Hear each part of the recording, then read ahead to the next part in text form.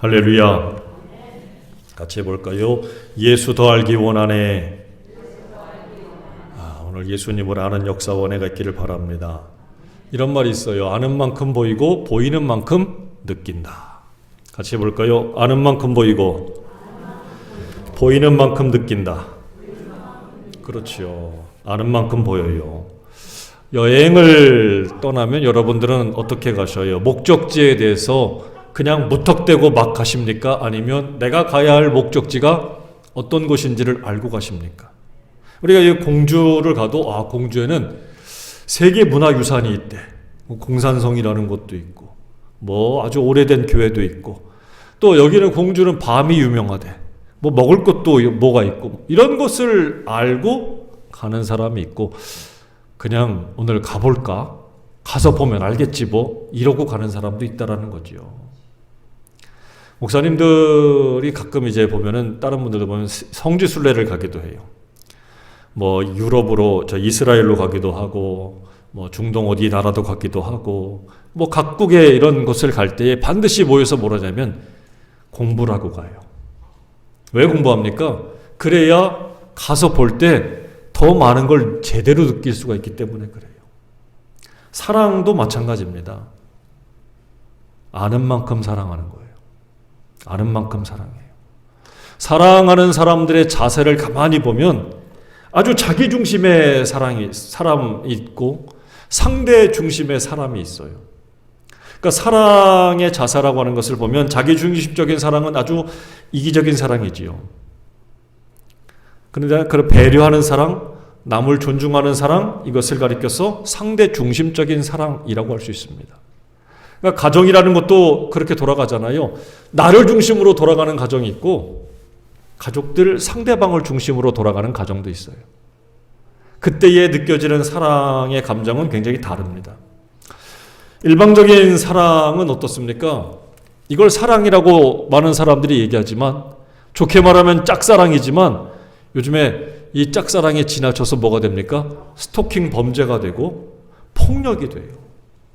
그러니까 일방적으로 막 상대방이 거절하는데도 쫓아가는 사랑, 이기적인 사랑이지요. 이걸 가리켜서 폭력이라고도 말할 수 있어요.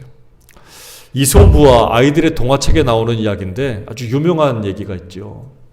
어느 날 여우가 두루미를 자기 집에 초대했습니다. 자기 집에 초대해서 아주 맛있는 음식을 대접해 주었어요. 맛있는 수프를 딱 주었는데 어디다 주었냐? 접시에다 줬어요. 두루미는 알다시피 이 입이 삐죽해요. 아무리 그것을 쪼으려고 해도 그 맛있는 수프를 한 방울도 못 먹는 거예요. 두루미가 속으로 서운하고 섭섭하고 한편으로는 괘씸했어요. 두고 보자 이놈 여우. 그래서 자기 집에 초대를 했습니다. 그리고 어떻게 했어요? 아주 맛있는 물고기를 갖다가 길쭉한 호리병에다가 집어넣습니다. 두루미는 맛있게 차렸으니 많이 먹으라고 이야기하면서 자기는 맛있게 먹는데 여우는 주둥이가 짧아서 먹을 수가 없는 거예요. 먹을 수가 없어요. 아무리 의도가 좋아도 배려가 없는 사랑, 배려가 없는 섬김, 상대방을 생각하지 않는 것은 오히려 그 상대방을 공경에 빠뜨린다는 거예요. 여러분 이게 참 중요한 얘기고 두 번째 교훈은 주는 대로 받는 거예요. 뭐라고요?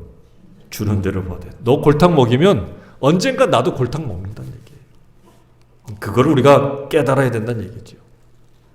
그래서 굉장히 이것들이 중요한데 사랑의 방식, 사랑의 자세 이렇게 따지지만 결국은 우리가 사랑하며 살기로 다짐할 때가 참 많거든요. 사랑해야지. 사랑하면서 살아야지. 세상에 사랑이 넘쳐야지. 가정도 그렇지. 나도 그렇지. 그런데 계속 사랑은 결심하는데 중요한 건 사랑이 지속이 안 된다는 거예요.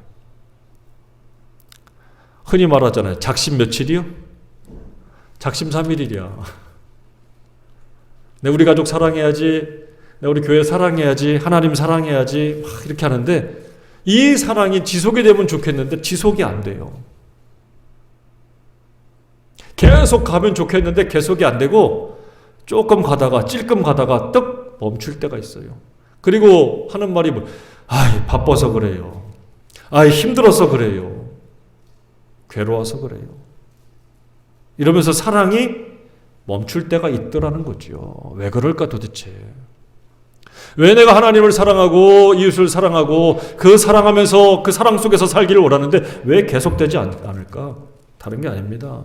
같이 합니다. 더 알기를 멈추기 때문이다. 알려고 안 하는 거예요. 알기를 멈추면 사랑도 멈춥니다. 멈춰요. 우리가 흔히 말하는 배움에는 끝이 없다라고 말하잖아요. 배움에는 끝이 없어요. 평생 교육이에요. 그런데 가장 무서운 사람들이 뭐냐면 배움의 끝을 정하는 거예요. 그래서 자기가 아는 게 최고고 자기가 아는 게 진리입니다. 그 남이 무슨 얘기를 해도 듣지를 않는 이런 사람들하고 대화하면 골치가 아파요. 답답해요. 힘들어요. 왜? 멈췄으니까. 사랑도 똑같아요. 사랑도 알기를 멈추면 더 이상 사랑하지 못하고 더 이상 배려하지 못하고 오히려 상대방을 더 곤혹스럽게 만들고 어렵게 만들 수도 있어요. 이렇게 아는 것을 멈춰버리게 되면 딱 그것을 뭐라고 그래요? 단정 짓는다 라고 말해요. 단정 짓는 게 뭡니까? 딱 잘라서 결정해 버리는 거예요. 그 사람에게 단정, 저 사람은 저런 사람이야. 저 사람이라고 얘기하지 조금 더 세게 얘기하면 저 인간은 원래 저래. 집에서도 그러잖아요. 저 인간은 원래 저래. 이 무슨 얘기냐? 저 사람은 아무리 해도 안 돼. 이제는 딱 그냥 정해진 사람이야. 고정된 사람이야. 알 필요도 없어. 이제는 끝이야. 이런 의미가 내포되어 있는 거예요. 우리 애도 그래. 아이고 쟤는 이제 구제불능이야. 구제불능 이제. 그렇게 말하는 부모도 있어요. 자기 자식인데. 그게 무슨 얘기입니까? 쟤는 이제 뭘 해도 소용이 없는 사람, 알 필요도 없는 사람이에요. 내가 쟤 다 알아 이 말입니다. 그래서 남편이든 아내든 자식이든 이웃이든 동료든 간에 누구든 간에 그 사람에 대해서 알기를 멈추게 되면 사랑도 멈추고 더 이상의 어떤 관계의 발전도 이룰 수 없습니다. 알기를 멈추면 딱 거기까지만이에요. 그 이상 넘어서 어떤 관계를 지속하거나 더 좋은 관계를 발전할 수밖에 없습니다. 하나님에 대한 사랑이 식어버리는 이유는 그겁니다. 하나님도 이런 분이야. 하나님은 원래 그래. 라고 딱 정해버리는 거예요. 하나님 맨날 그래. 나는 안 도와주고 나는 안 들어주고 맨날 나한텐 딱 거기까지만이야. 이렇게 원망하고 하소연하는 사람도 있습니다. 하나님에 대해서 알기를 멈추면 하나님과의 사랑도 다 거기까지예요. 그래서 식어버리고 지속이 되지 않는 이유가 거기에 있습니다. 여러분 하나님을 사랑한다고 말하지만 이렇게 하나님에 대해서 알기를 멈추면 영적인 무관심에 빠져요. 그럼 예배도 무관심해지고 기도는 왜 해? 찬양은 난 노래 못해. 이렇게 멈춰진다는 사실입니다. 구제나 봉사나 섬김도 역시 마찬가지예요. 흥미와 관심이 사라져요. 목사님 저 설교 또 하네. 저거 다 아는 얘기인데. 영적 자만, 교만에 빠집니다. 여러분은 마귀를 아십니까? 마귀는 이길 수 있어 라고 하지만 여러분 마귀를 몰라요. 그래서 당하는 겁니다. 마귀의 그 유혹을 모르니까, 마귀의 그 속삭임을 모르니까 우리가 계속 당하는 거예요. 에덴 동산에서 아담과 하와가 마귀에게 당했습니다. 왜 당했어요? 마귀가 찾아왔어요. 하나님의 선악과를 먹으라고 합니다. 그러면 의심했어야지. 얘 왜 왔지 도대체? 얘가 얘기하는 게 도대체 지금 무슨 얘기를 하는 거지? 이거 하나님 말씀을 어기라는 거잖아. 좀 한 번만 돌이켜 생각을 해야 되는데, 그래? 먹으면 하나님과 같이 돼? 눈이 밝아져? 와, 좋겠다. 마귀에 대해서 의심하지 않고 마귀가 흘려주는 그 달콤한 유혹에 빠져서 그것만 머릿속에서 잔뜩 상상하고 있는 거예요. 마귀를 알려고만 했더라면 얘가 도대체 지금 왜 왔지? 무슨 말을 하는 거지? 전혀 상상해보지 않았던 그 첫 번째 아담은 실패했어요. 그래서 에덴에서 쫓겨나고 말았지 않습니까? 그러나 두 번째 아담으로 오신 예수님은 마귀를 너무나도 정확하게 알고 계셨어요. 마귀를 너무나도 정확히 알고 있었어요. 그래서 광야에서 40일 동안 금식하면서 공생애를 준비하실 때에 마귀가 찾아와서 세 가지를 유혹했을 때도 예수님은 그 마귀가 왜 왔는지를 너무나도 잘 아시는 거예요. 그리고 도대체 얘가 얘기하는 게 무슨 속삭임인지 무슨 유혹인지도 너무나도 잘 아셨어요. 그래서 알고 계셨기 때문에 물리칠 수 있었다는 사실이지요. 이런 말이 있잖아요. 지피지기면 백전백승이라고. 적을 알고 나를 알면 100번 싸워도 100번 이길 수 있대요. 그런데 알기를 멈추면 100번 싸워봐야 지는 거예요. 그렇죠? 알기를 멈추면 져요. 마귀도 마찬가지입니다. 마귀를 알기를 멈추면 우리는 질 수밖에 없어요. 마귀의 속삭임을 분별할 수 있기를 바랍니다. 악한 영들의 유혹을 분별해야 돼요. 이 시대는 악해요. 그래서 그 악한 소리를 듣고 똑같이 마귀가 원하는 건 뭡니까? 너도 죄죠. 죄 가운데 살아, 이 말이에요. 마귀의 말은 굉장히 무서운 무기예요. 유혹은. 이 말 우리가 조심해야 돼요. 그래서 그 말에 빠지면 안 되는 줄 알면서도 자꾸 사람들이 뭐예요? 그래 자꾸 해요. 마약에 빠지면 안 돼. 알아. 근데 어떻게 해요? 내 손은 가고 있어. 술독에 빠지면 안 돼. 알고 있어. 그런데 나는 가.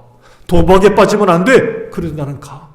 남의 걸 훔치면 안 돼. 그런데 내 손은 담을 넘어가고 있어. 이 마귀 유혹의 말이 얼마나 무서운지를 우리가 알아야 돼요. 이걸 깨닫지 않으면 결국 우리는 무너질 수밖에 없습니다. 죄에서 벗어나지 못하게 돼요. 아까 말했지만 예수님은 광야에서 마귀가 찾아와서 세 가지를 유혹하지 않습니까? 야, 돌 가지고 떡을 만들어 봐라. 그리고 높은 곳에서 뛰어내려 봐라. 야, 너 나한테 한 번만 절해봐라. 그랬더니 그때 예수님께서 뭐라고 그래요? 야, 사람이 사는 건 하나님 말씀으로 사는 거야. 떡으로만 사는 게 아니야. 주 너의 하나님을 시험하지 말아라. 너 주 너의 하나님께 경배하고 다만 그를 섬겨라. 예수님 뭘로 합니까 지금? 말씀으로 악한 마귀의 유혹을 물리치고 있어요. 말씀으로 물리치고 있어요. 말씀으로. 말씀! 여러분, 그래서 우리가 어떻게 됩니까? 우리도 찬송하고 기도하는 사람이 돼야 돼요. 근데 어떻게 해야 됩니까? 그 말씀, 하나님 말씀을 통해서 우리도 승리하려면 여러분 자꾸 소리를 내서 읽어봐요. 혼자 있을 때. 혼자서 그 말씀을 볼 때에 눈으로만 하지 말고 천천히 읽어도 좋아요. 소리 내서 읽어보세요. 소리 내서 기도해봐요. 소리 내서 찬송해보세요. 왜? 그 찬송에, 그 말씀에 능력이 있어요. 그래서 그 말씀이 나를 붙잡고 그 말씀이 나를 이기게 한다는 사실입니다. 저와 여러분이 그렇게 할 수 있기를 주의 이름으로 축원합니다. 예수님의 말씀에 대해서, 하나님 말씀에 대해서 우리는 분명히 그것을 확신하고 그 말씀을 붙잡고 사는 사람이 되어야 됩니다. 오늘 본문에 보면 사도 바울의 이런 고백이 나와요. 예수님의 은혜를 알게 됐다는 얘기예요. 그런데 1장 3절에 13절에 보면 내가 그 은혜를 몰랐을 때는 이런 고백이 나와요. 내가 예수님도 몰랐고 예수님의 그 은혜도 몰랐을 때는 내가 뭐 하던 사람이냐? 비방자요, 박해자요, 폭행자였다. 도리어 긍휼을 입은 것은 내가 믿지 아니할 때에 알지 못하고 행하였음이라. 이렇게 얘기하잖아요. 비방자, 박해자, 폭행자. 언제? 예수님 몰랐을 때. 내가 예수님을 몰랐을 때는 그렇게 했다. 만일에 예수님을 알았더라면 내가 절대로 그렇게 안 했을 텐데, 이런 얘기잖아요. 그런데 내가 몰라서 그랬어요, 이 말이에요. 몰라서 그랬어요. 여러분, 이게 참 중요한 거라서 그래서 알아야 돼요. 예수님을 알아야 돼요. 지금 세상은 예수님을 몰라요. 그러니까 어떻게 합니까? 주말 되면 들로 산으로 나가고 놀러 가고 자기 마음대로 살고 자기 중심으로 살고 여전히 교회를 향해서 나가지도 않으면서 돕지도 않으면서 그냥 비난하고 싫어하잖아요. 왜? 몰라서. 몰라서 그런 거예요. 그런데 여러분께 드리고 싶은 말은 뭐냐면, 세상은 모른다고 쳐. 그런데 더 심각한 문제는 뭐냐면, 알아. 누구를? 예수님을 알아요. 하나님을 알아요. 교회를 알아요. 그런데 알고 있는 사람들이 제대로 믿지 못할 때 더 큰 문제가 생길 수 있다는 사실이에요. 모르는 사람들은 원래 모른다고 쳐. 그러니까 모르니까 알려고도 안 해. 그런데 알고 있는 사람들이 더 이상 알기를 멈추고 하나님을 알기를 딱 끝내버리면 그게 더 큰 어려움이 된다는 사실입니다. 요한복음 6장에 보게 되면 오병이어의 기적 이야기가 나와요. 벳세다 광야에서 수천 명의 사람들이 모였습니다. 남자만 5천 명이에요. 여자와 어린아이까지만 한 2만 명 될 수도 있어요. 엄청나게 많은 사람들이 모였지만 예수님을 따라다니면서 힘이 빠졌어. 왜? 먹을 게 없으니까. 배가 고픈 거예요. 해가 뉘어집니다. 예수님이 어떻게 합니까? 야, 너희들이 좀 먹여봐. 제자들이 깜짝 놀래요. 우리가 그런 게 어디 있어요? 돈이 많아도 2,000데나리온이 있어도 그거 안 돼요. 불가능합니다. 근데 그때에 안드레가 사람들 사이에 있던 한 소년이 내미는 도시락을 갖고 와요. 물고기 2마리와 보리떡 5개. 예수님이 감사와 축복의 기도를 합니다. 그랬더니 기적이 일어났어요. 수천 수만 명의 사람들이 모여서 배부르게 먹고도 12광주리가 남았어요. 끝내주지요. 와. 그런데 요한복음 6장 66절에 보면 이런 말씀이 나와요. 그때부터 그의 제자 중에서 많은 사람이 떠나가고 그 뒤에 뭐라고 그러는지 아십니까? 다시 그와 함께 다니지 아니하더라. 무슨 얘기예요? 지금 오병이어의 기적을 맛봤어요. 그런데 예수님의 제자들 중에 어떤 사람들이 뭐라고요? 예수님하고 함께 다니지도 않고 아예 떠나버렸대요. 왜? 예수님을 통해서 이 사람들은 알았어요. 뭘? 와, 예수님이 있으면 떡을 먹겠구나. 물고기 먹겠구나. 아무것도 안 해도. 일하지 않아도. 이제 우리는 편하게 살 수 있다. 예수님을 우리의 임금으로 삼으면 돼. 이 생각을 했어요. 근데 예수님이 덕하니 오더니 부활과 예수님의 죽음과 부활과 영생과 믿음과 하늘과 승천과 막 이런 얘기를 하시는 거예요. 영, 육, 몸 막 이런 얘기를 하시는 겁니다. 야, 어렵다. 도대체 뭔 소리인지 하나도 모르겠다. 그랬더니 그 어려움 중에 이 사람들이 한 게 뭐냐? 아, 이제 힘들다. 야, 같이 못 다니겠다. 물고기하고 떡은 좋은데 야, 저 어렵다. 못 다니겠다. 뭔 소리인지 모르겠다. 그래서 결국 이렇게 떠나서 주님과 함께 다니지 않았다라고 말씀해요. 여러분 봐요. 예수님에 대해서 예수님은 더 많이 알려주고 싶었어요. 야, 나를 좀 알아라. 내가 알려주는 말을 좀 알아라. 하늘을 좀 알아라. 영의 세계를 알아라. 그런데 이 사람들은 뭐요? 알기를 멈추었습니다. 더 알고 싶지 않다는 거예요. 왜? 내가 가진 기준과 다르니까. 내가 사는 형편과 다르니까. 아이, 지금 먹고 살기도 힘들어 죽겠는데 무슨 영생을 이야기하고 영혼을 이야기하고 뭐 그런 게 어딨어. 아, 귀찮아. 힘들어. 못하겠다. 그래서 멈춘다는 얘기예요. 여러분, 예수님은 저와 여러분이 예수님을 더 많이 알기를 원하십니다. 더 알기를 원해요. 그런데 그 사람들은 알기를 멈추었어요. 결국 그들은 주님이 주시는 그 놀라운 은혜와 복을 받지 못한 채 살았을 거예요. 왜요? 다시는 같이 가지 않았다니까. 얼마나 안타까운 사람들이에요. 마태복음 16장에 보게 되면 사람들이 예수님이 가이사랴 빌립보 지역에서 이 사람들에게 제자들에게 물었습니다. 야, 사람들이 인자를 누구라 하느냐? 그랬더니 더러는 세례 요한, 더러는 엘리야, 어떠는 예레미야나 선지자 중에 하나라고 합니다.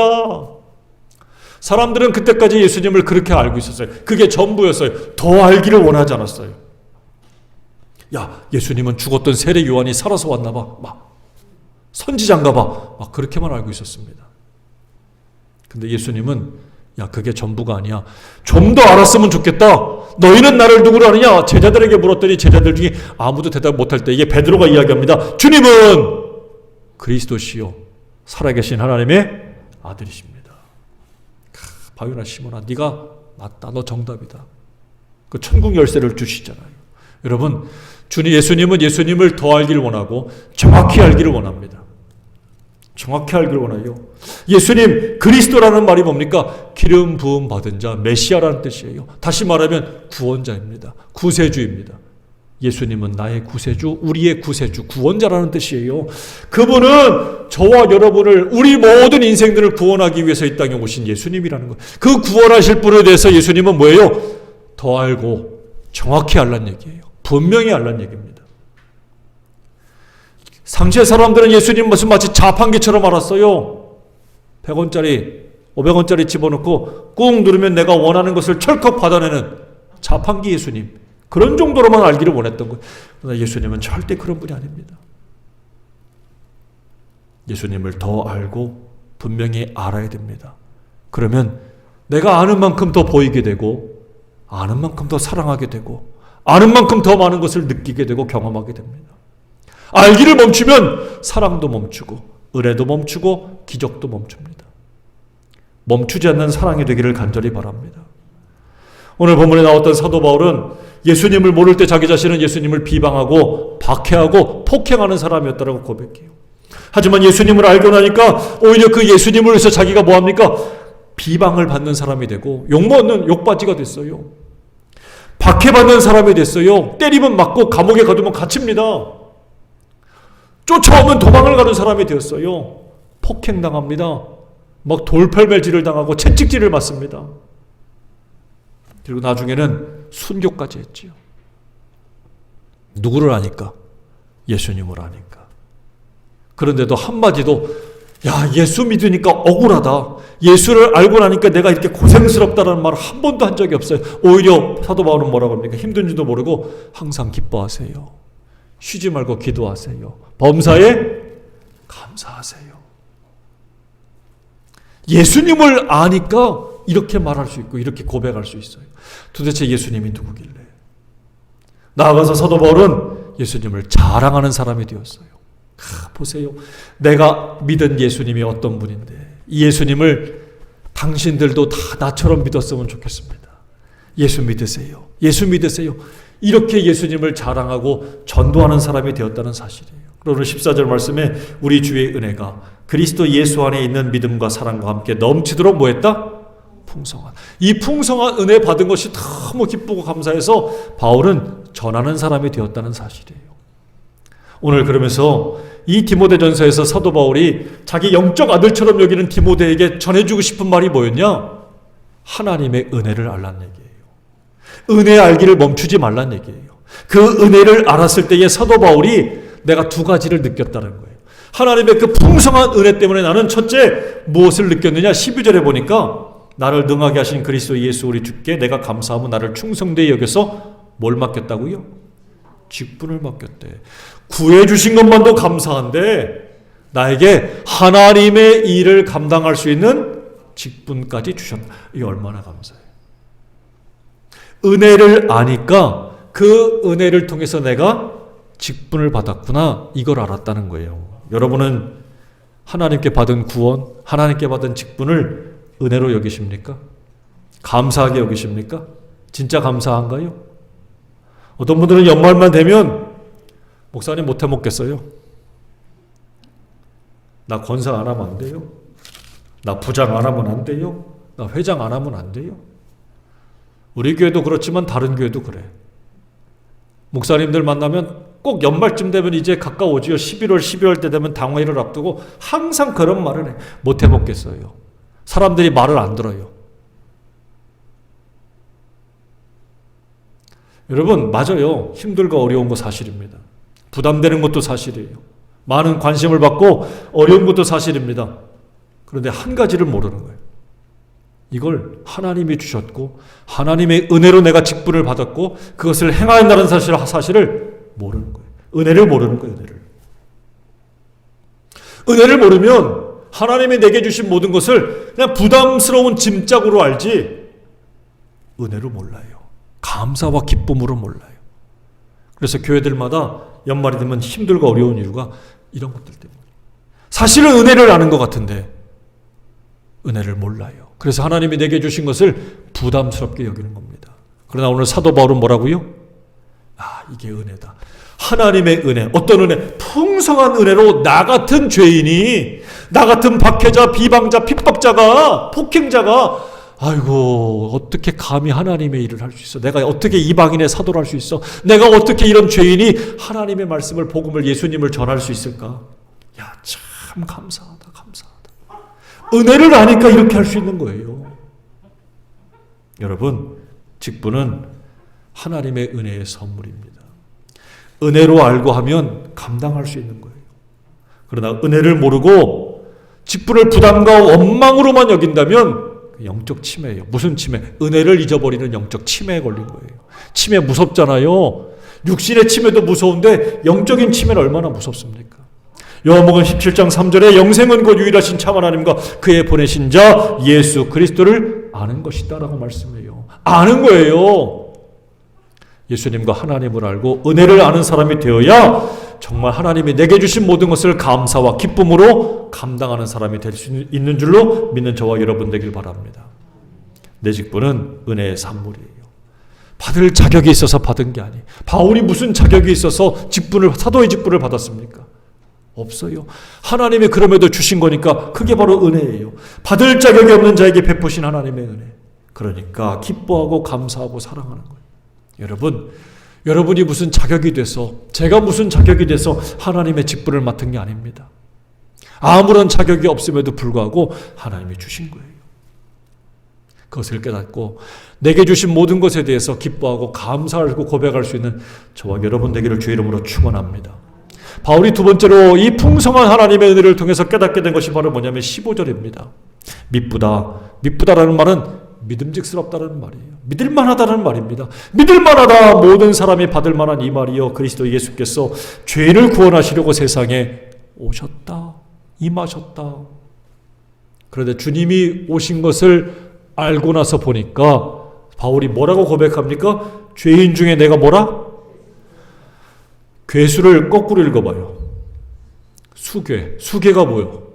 무슨 범죄의 수괴 이러면 뭐라고 그래요? 우리가 우두머리라고 하는 거 아니에요? 우두머리예요. 우두머리, 두목. 죄인 중에 내가 두목이다, 우두머리다, 이 말입니다.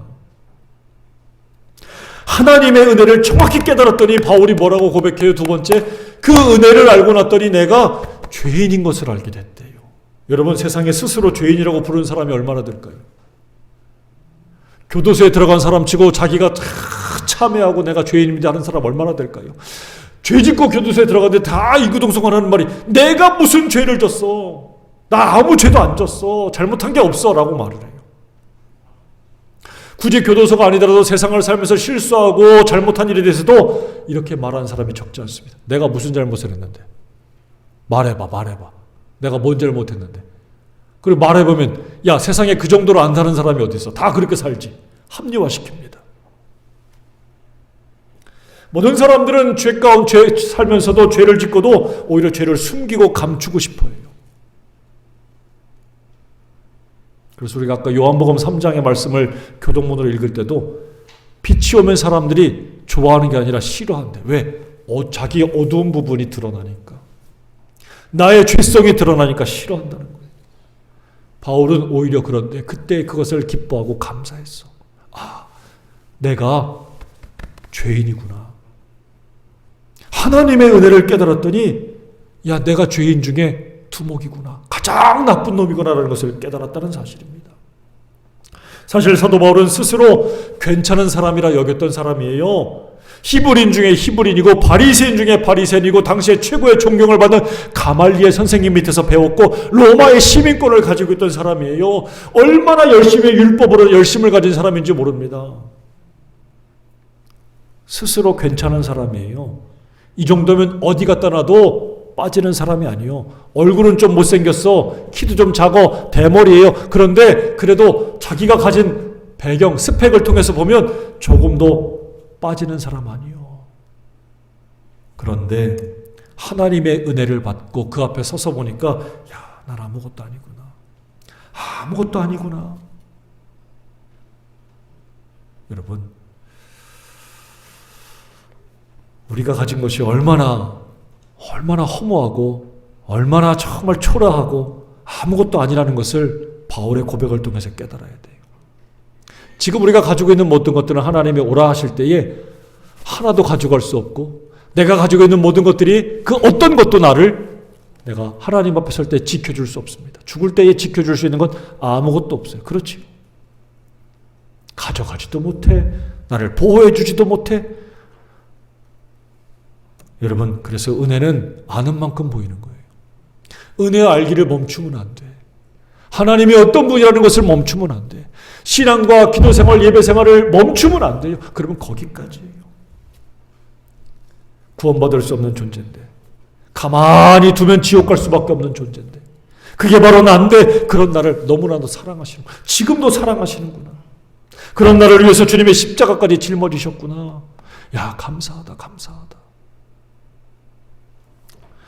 제가 고등학교 2학년 때 교회 기도실에 가서 아침 저녁으로 학교 가기 전에 학교 갔다 와서 기도를 했어요. 기도를 막 하는데 찬송하고 기도하면서 방언이라는 걸 그때 처음 받았습니다. 얼마나 놀랍든지요. 제가 말을 하는데 제 입에서 전혀 다른 말들이 막 나가는 거예요. 이게 무슨 말이지? 처음에 못 알아들으니까 덜컥 겁이 났습니다. 근데 그 당시에 있던 학생들이 전부 다 같이 방언을 받은 거예요. 근데 서로 다 무슨 말인지 모르는데 이게 그냥 막 나오는 거예요. 입에 자동적으로. 너무나도 신기했습니다. 그런데 제가 방언 받은 것보다 더 놀라웠던 건 뭐냐면, 기도하면 기도할수록 막 눈물이 막 샘처럼 솟구쳐 나오는 거예요.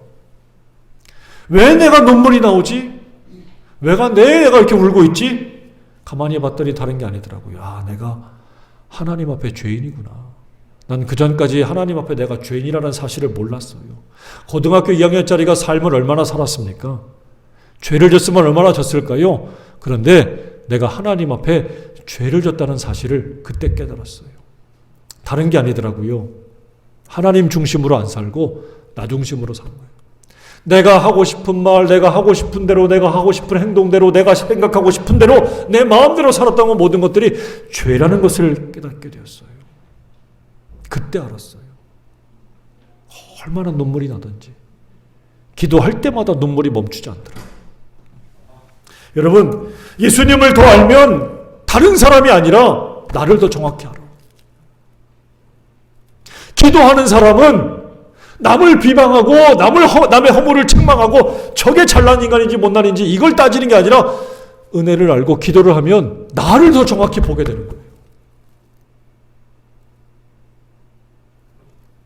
그런데 기독교인이 남을 자꾸 남의 허물을 들춰내고 비방하고 비판하고 욕한다? 그 은혜를 모르는 거예요. 은혜를 모르는 거예요. 십자가를 모르는 거예요. 바울은 오늘 하나님의 은혜를 알고 그 십자가 앞에 섰더니 자기가 보이는 거예요. 전에는 자기가 썩 괜찮은 사람, 자격 있는 사람인 줄 알았는데 아니구나. 내가 죄인 중에 괴수구나. 참 못된 놈이구나. 그리고 뭐라 그러냐면 고린도전서 15장에서는 만삭도 되지 못해서 태어난 7삭둥이, 8삭둥이 같은 게 나구나. 덜 된 인간이에요. 덜 된 인간. 7삭둥이, 8삭둥이를 뭐라는 게 아니라 자기 자신이 보이는 거예요. 야, 내가 꽤 괜찮은 사람인 줄 알았더니 덜 된 놈이었구나. 덜 된 인간이었구나 라고 비로소 느끼기 시작했다는 사실입니다. 여러분, 은혜를 제대로 알아야 돼요. 하나님의 은혜를 제대로 깨달아야 돼요. 그래야 기독교가 바로 서고 내 영혼이 바로 서고 내가 하나님 앞에 죄짓지 않고 온전하게 살게 됩니다. 그런 사람은 범사한 모든 일에 감사하고 또 감사하는 삶이 될 수 있다는 사실이에요. 같이 합니다. 아는 만큼 보이고 보이는 만큼 느낍니다. 알기를 멈추지 마세요. 은혜 알기를 멈추지 말고 예수 알기를 멈추지 말고 기도하는 것을 멈추지 말고 찬송과 말씀을 알기를 멈추지 마세요. 누가 알아주지 않는다고, 세상이 알아주지 않는다고 실망하지 마세요. 여기 누가복음 19장에 보면 세상이 알아주기는커녕 비난하고 손가락질 받는 사람 이야기가 나와요. 삭개오라고 하는 사람입니다. 중년의 이 남자는 키도 작고 머리도 벗겨진 대머리에 가진 직업도 온 사람들에게 다 손가락질 받는 직업을 가진 세리였고 그것도 세리장이었습니다. 동족들의 고요를 빨아먹는 거머리 같은 인간이 삭개오, 세리였어요. 근데 이 사람이 자기 마을로 예수님이 지나간다는 얘기를 듣고 중년의 남자가 체면도 없이 뽕나무 위로 올라갔어요. 그리고 그 나무에서 지나가는 예수님을 쳐다봤습니다. 근데 웬일입니까? 지나가던 예수님이 갑자기 멈춰서 삭개오에게 이야기하는 거예요. 삭개오야, 내려와라. 내가 오늘 너의 집에 유하여야겠다. 삭개오가 너무너무 좋았습니다. 너무 감사했어요. 그래서 얼른 내려와서 예수님을 모시고 자기 집으로 모시고 갔어요. 다른 게 아닙니다. 나를 아시는 예수님으로 인해서 삭개오는 기뻤던 거예요. 아무도 몰랐지만 예수님은, 이 삭개오는 예수님이 자기 자신을 안다는 것에 너무 기뻐하고 감사했어요. 여러분, 주님이 나를 아시는 거예요. 세상이 몰라준다고 실망하지 마시고, 세상이 나를 알아주지 않는다고 노여워하지 말고 예수님 앞에 서보세요. 그분이 아십니다. 그분은 삭개오를 정확히 알고 있었어요. 삭개오가 어떤 사람이라는 걸 알고 있어. 세상 사람들은 삭개오의 껍데기를 보고 다 비난하고 욕했어요. 그런데 예수님은 삭개오 중심에, 야, 내가 이렇게 살면 안 되지. 내가 바르고 정직하게 살아야지. 아유, 그런데 안 되네. 어떻게 하면 좋지? 이런 갈등과 분열, 그의 마음속에 있는 그런 고뇌를 알고 있었어요. 주님이 그것을 보고 삭개오를 불렀어요. 그랬더니 삭개오가 막 예수님을 위해서 잔치를 벌이고, 누가 시키지도 않았는데 자기 소유의 절반을 띄워주고, 자기가 누구 것을 훔치거나 뺏은 것이 있으면 4배를 갚겠다고 스스로 말합니다. 여러분, 은혜를 알고 예수님을 통한 구원의 확신을 정확히 가지면 오늘 사도 바울이 얘기하는 것처럼 이런 확신을 가질 수가 있어요. 그 어떤 것도 나를 끊어낼 수가 없다. 그 어떤 것도 나를 멈추게 할 수 없다. 여러분, 예수님을 알기를 멈추지 알기를 바랍니다. 제대로 더 깊이 더 많이 알기를 바랍니다. 같이 합니다. 배움에는 끝이 없습니다. 그래요. 예수님을 더 많이 깊게 넓게 높게 알아가는 저와 여러분 되길 바랍니다.